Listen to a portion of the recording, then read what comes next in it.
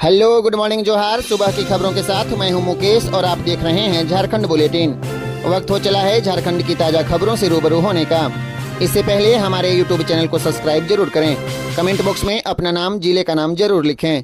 Comment में जिला और अपना नाम लिखने वाले सब्सक्राइबर के नाम की घोषणा समाचार के अंत में की जाएगी। लोकसभा चुनाव में आपकी उंगलियों पर लगेगी 55 करोड़ की स्याही, जाने कब हुआ था पहली बार इस्तेमाल। इस बार लोकसभा चुनाव में इस्तेमाल होने वाली स्याही का खर्च पिछली बार की तुलना में 66% बढ़ गया।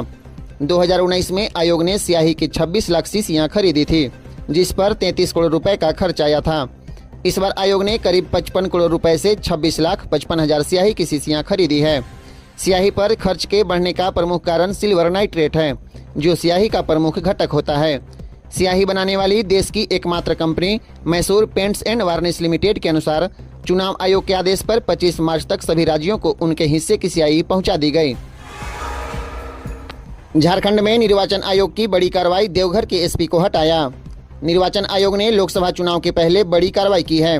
निर्वाचन आयोग ने कार्रवाई करते हुए देवघर के एसपी अजीत पीटर डुंगडुंग पर बड़ा एक्शन लिया। दरअसल आयोग ने देवघर एसपी अजीत पीटर डुंगडुंग को हटा दिया है।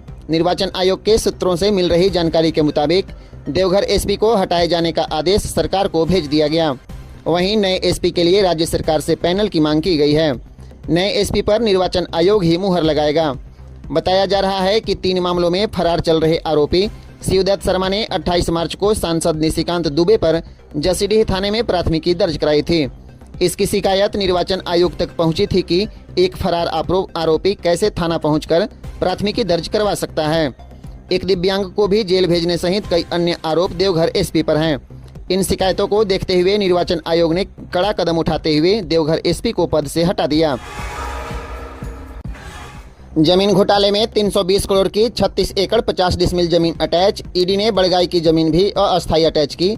हेमंत सोरेन समेत 5 के खिलाफ चार्जशीट।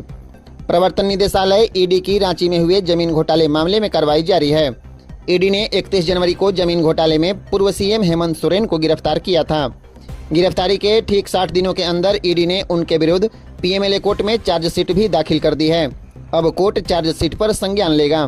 बड़गाई अंचल स्थित उक्त जमीन मामले में ईडी ने पूर्व सीएम हेमंत सोरेन सहित 5 को आरोपी बनाया है।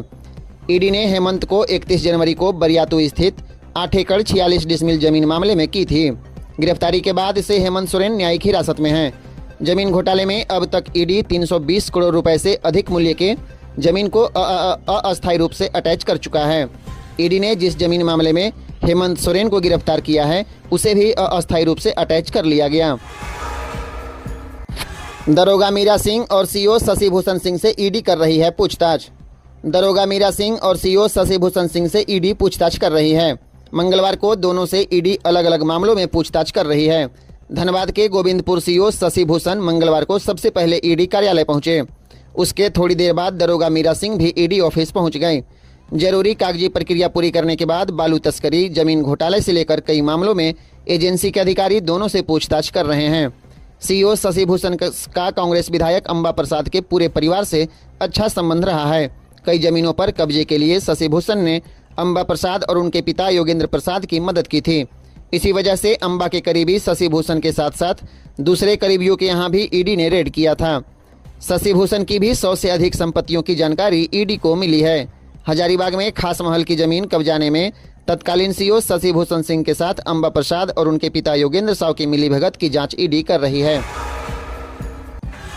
रांची में जाम की समस्या पर हाईकोर्ट सख्त, ट्रैफिक एसपी को आज हाजिर होने का दिया निर्देश।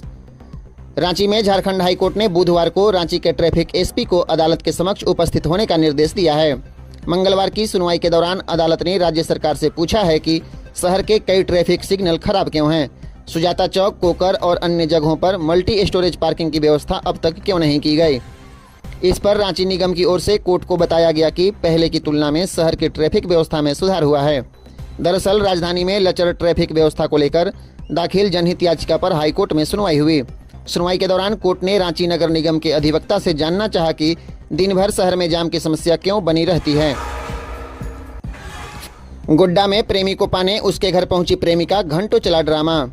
गोड्डा में अपने प्रेमी को पाने के लिए प्रेमिका महगामा से चलकर गोड्डा के रौतारा मोहल्ला स्थित प्रेमी के घर पहुंच गई। घंटों चले हाई वोल्टेज ड्रामे के बाद नगर थाना पुलिस मौके पर पहुंची और दोनों को पकड़कर थाने ले गई। महगामा से आई युवती ने बताया कि वह पिछले 4 महीने से अधिक समय से अपने प्रेमी कुंदन कुमार के साथ सिक्किम में थी। दोनों पति पत्नी के रूप में रह रहे थे। बाद में वह अपने पिता के साथ वापस गांव आ गई। सोमवार को उसे जानकारी मिली कि कुंदन कुमार की शादी उसके घर वाले दूसरी जगह करा रहे हैं। कुंदन बारात लेकर जाने की तैयारी में है। कुंदन कुमार मूलतः बिहार के बांका का रहने वाला है। वह गोड्डा के रउतारा नगर में किराए का मकान लेकर रह रहा है। शादी की तैयारी के बीच अचानक पुरानी प्रेमिका के आ जाने से घर का माहौल बदल गया। दोनों ओर से खूब शोर शराबा हुआ। विवाद बढ़ता देख किसी ने नगर थाने को सूचना दे दी और पुलिस मौके पर पहुंचकर प्रेमी जुगल को थाने ले गई। रांची के 3 होटलों से गंदा काम करते 12 लड़कियां और 6 लड़के गिरफ्तार। बांग्लादेश से लाई जा रही हैं लड़कियां, होती है ऑनलाइन बुकिंग। रांची शहर के कई होटलों में चोरी छिपे गंदा काम चल रहा है। मोटी रकम कमाने के लिए देश के अलावा विदेश से भी लड़कियां लाई जा रही हैं। इस गंदे खेल पर किसी को शक न हो, इसके लिए सोशल मीडिया का भी सहारा लिया जा रहा है। लड़कियों की तस्वीरें भेजकर ऑनलाइन बुकिंग हो रही है। इसका खुलासा सदर और बरियातू थाना क्षेत्र में पुलिस की कार्रवाई के बाद हुआ। रांची एसएसपी की क्यूआरटी ने 3 अलग अलग होटलों में एक साथ छापेमारी कर 1 दर्जन लड़कियों और 6 लड़कों को पकड़ा है। छापेमारी के दौरान ये सभी लड़कियां और लड़के गंदा काम करते हुए पकड़े गए सभी लड़कियां और लड़कों से पूछताछ की जा रही है। होटल के कमरों से कई सामग्री भी पुलिस ने जब्त की है। पकड़ी गई लड़कियों ने पुलिस को बताया है कि वे बांग्लादेश और पश्चिम बंगाल की रहने वाली हैं। उन्हें मोटी रकम देकर रांची लाया जाता है।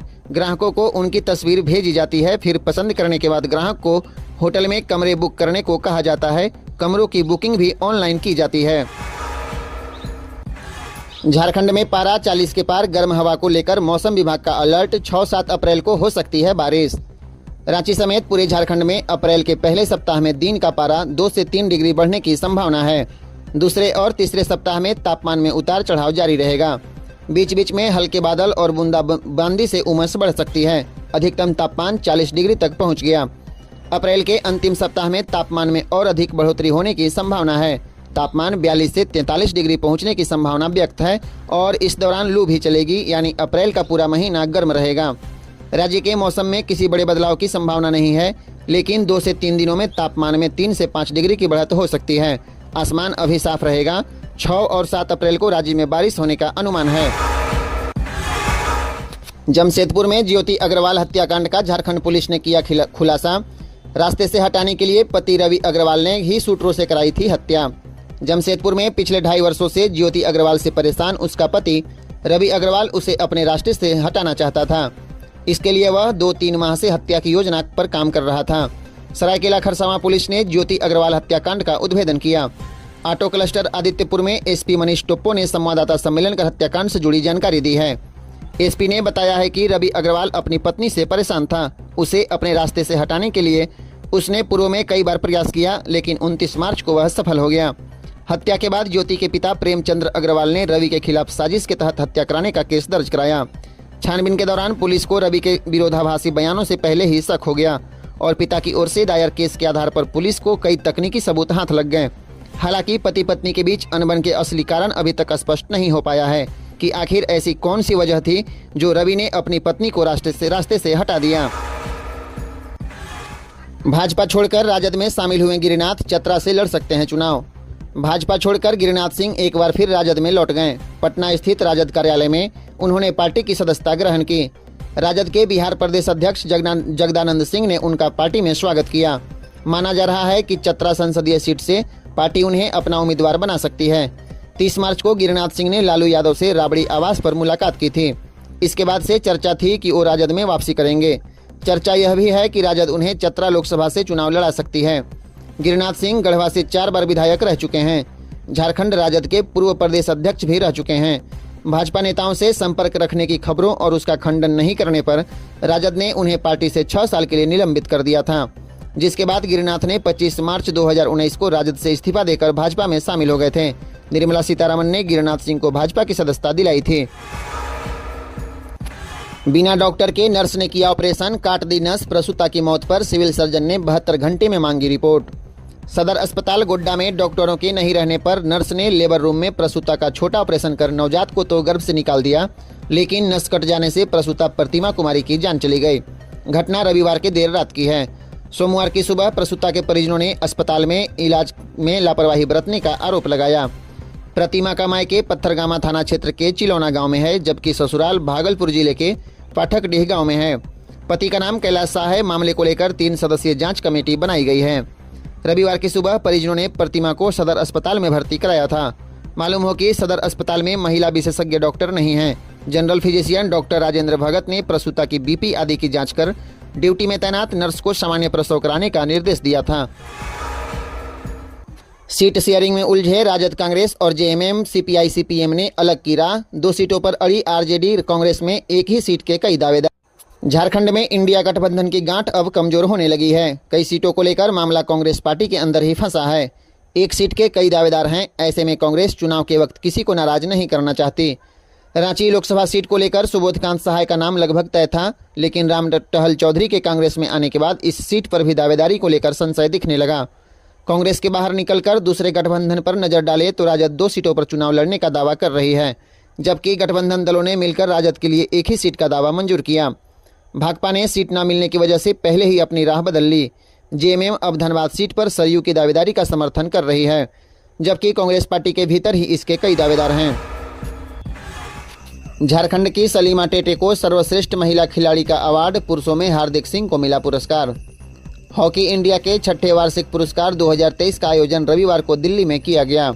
इसमें झारखंड की सलीमा टेटे को वर्ष की सर्वश्रेष्ठ महिला खिलाड़ी के लिए hockey India Balbir Singh senior पुरस्कार से सम्मानित किया गया। सलीमा को हॉकी इंडिया की ओर से 25 लाख का चेक दिया गया। वहीं पुरुषों में हार्दिक सिंह को वर्ष का सर्वश्रेष्ठ पुरुष खिलाड़ी के रूप में सम्मानित किया गया है। इस वर्ष हॉकी इंडिया की ओर से 8 श्रेणियों में कुल 32 खिलाड़ियों को वार्षिक पुरस्कारों के लिए शॉर्ट लिस्ट किया गया, जिनके बीच कुल 7.56 करोड़ की राशि दी गई। सलीमा टेटे के अलावा झारखंड की दीपिका सोरेन को upcoming player of the year under 21 महिला के लिए अंशुता लकड़ा अवार्ड से सम्मानित किया गया। इसके तहत हॉकी इंडिया की ओर से 10 लाख रुपए का चेक दिया गया।